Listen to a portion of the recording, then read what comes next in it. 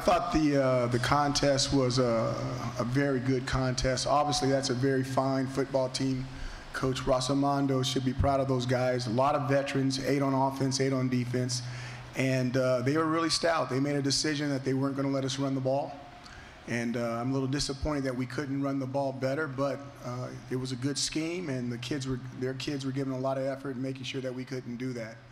I thought the defense played exceptionally well, except for the one play in the end zone, to stop the shutout, but I thought they played a really fine game. A lot of plays out there, a lot of players got in the game for the very first time, a lot of freshmen who obviously aren't redshirting, and overall I thought it was a good, solid game. Football teams grow the most between their first and second game, and we're looking for a lot of growth coming into our next game versus Middle Tennessee. So I'll open it up for questions. Questions for Coach?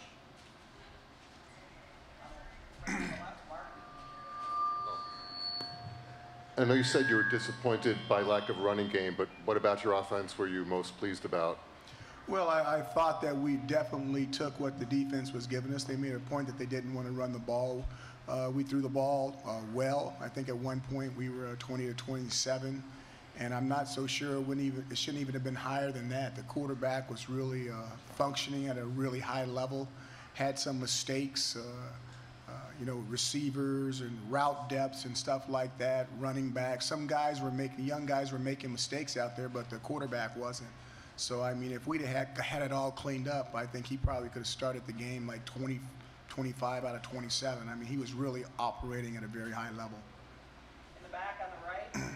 Dino, do you have a status update for us on Antoine Cordy, and if he's out for an extended period of time, how much does that hurt your defense? Okay, I didn't get all of that, but we don't know what's wrong. We don't have a final say on Antoine yet. We're going to have to wait and see with the doctors. Obviously, we expect him back. We're trying to hope for the best, so I don't want to even talk about the other part of it. But I do think that's one of the groups where we're extremely deep, and we got a lot of help there in the off season, and hopefully that depth will be able to carry us through. Steven? We saw Eric do a couple flips on different plays. He landed on his shoulder, though. He did.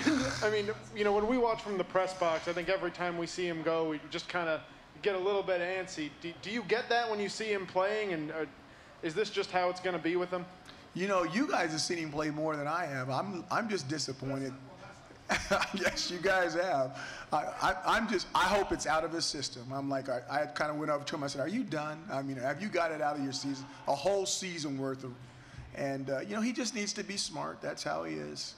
We're not, obviously, he's very difficult to change when it comes to that stuff, but it makes his game. A lot of quarterbacks do that stuff, and then it affects their accuracy, and their numbers and their percentages drop. He does that stuff, and he throws for high percentages. It's kind of who he is, I guess. It seemed like when you got here, you really didn't want him to do that. How much is as you've kind of grown to understand his game, how much is your expectation, your want from him to adapt that shifted toward understanding, maybe you just can't change him that much? I think he's still doing okay. I really do. He did some nice things. He ran out of bounds today, A couple of times he ran out of bounds. That's a start. He didn't take everybody on. He only flipped once. We're getting better. Dino, you talked a lot in the offseason about how you wanted to see kind of things change, establish more of a running game, and have a few receivers replace Amba's production from last year. Did you kind of think that happened in this first game? It's a first game. Their structure is a little bit of a different structure. I think we had good and bad. I'd like to see the run game a little bit more, okay? But the throwing game and the stuff they were giving us was really effective, and it was really working. The defense played fantastic. There was no mistakes in the special teams. And I mean, by the second half, or definitely by the end of the third quarter, we had a bunch of babies running down on those special teams. And they're going to grow up, and they're going to get better and better, and that's going to be really cool. 10 in the back. Hey, Coach. A couple of times you said the offense last year, watching them was like watching paint dry. What did you think of the pace of the offense today? It was better. I thought that the paint was already dry. I thought it was a lot better, and it'll get even better.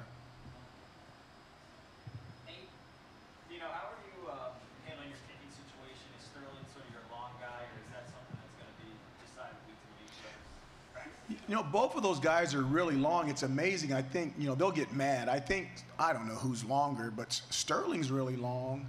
Cole's really long. The bottom line is we just wanted to, anybody that was a backup at any position, we wanted to, if we had the opportunity in this game, we wanted to get them in the game so they could get some backup experience. So Sterling's our backup place kicker, so we wanted to kick him, and then after we got him a couple of kicks, we went back to Cole. Coach, in the middle on your left. Coach, the offense seemed to kind of slow down in the second quarter. Both the point output and the yardage output was in about half compared to the first quarter. What did you see Central Connecticut State adjust to on defense? Well, I thought it was more what they made some adjustments, but I think the biggest thing is, sometimes you get a little greedy. We needed to be a little bit more patient. We were extremely patient starting out, and then I think we got a little greedy, throwing the ball down the field, trying to go for these huge plays, and instead of just being patient. So we'll learn from it. Dino, it looked like even early in the game, both Kylan Winder and Austin Valdez were kind of subbing in and out every sort of play on the drive.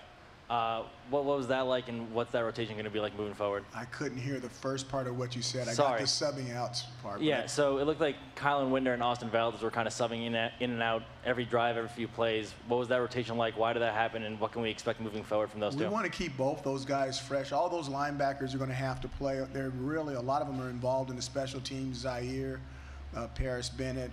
So we just want to make sure we rotate and get a lot of those guys in and keep them fresh. The linebackers, those are the guys that normally separate people from the ball. If you keep them fresh, you're going to get turnovers, you're going to get big hits, you're going to get them driving underneath coverages in zones, getting their hands on balls going back to the secondary. So we're just trying to keep them fresh because we think we got some guys that can play. We think we've got some depth there. Time for 2 more questions. Steven? I know you said you're still kind of waiting on final word on what's going on with Antoine. Is the feeling that it's somewhat of a shorter, obviously he doesn't have a broken forearm like last year, but a shorter issue? Could he have maybe come back in if he was needed? Anybody that goes off the field when we've got the game in command like this, we're not going to, especially a player of Antoine Cordy's abilities, we're not going to risk that. We're going to let the doctors have a lot of time. You don't want to put someone back in if you don't know if they're 100% or not. So we needed to make sure we're right before we put someone like that back in. Final question, Coach, front row on your right. Coach, despite the fact that there wasn't any sacks today and that you had 1 fumble, did anybody on the defensive line really impress you today? Anybody that you saw really improve during camp, but today just put it all together? Once again, they had some fantastic schemes to eliminate our D linemen. We wish that some of them got there, but I think more importantly, if there was pressure on the quarterback all the time, and the quarterback was getting hit. It was when we brought linebackers, usually they were getting there. But again, that goes back to who the quarterback was. I thought their quarterback did a great job of releasing the ball, getting the ball away on screens, not taking sacks, feeling the rush, moving in the pocket, throwing the ball away. All the things that you don't do so you don't get hit. And then there was some very good shots put on him right after he released the ball. But he knew when that shot was going to happen, and he stood in there and he made that throw. I thought my hat's off to him. I thought he played a really good game. Thanks very much, Coach. Thank you, guys.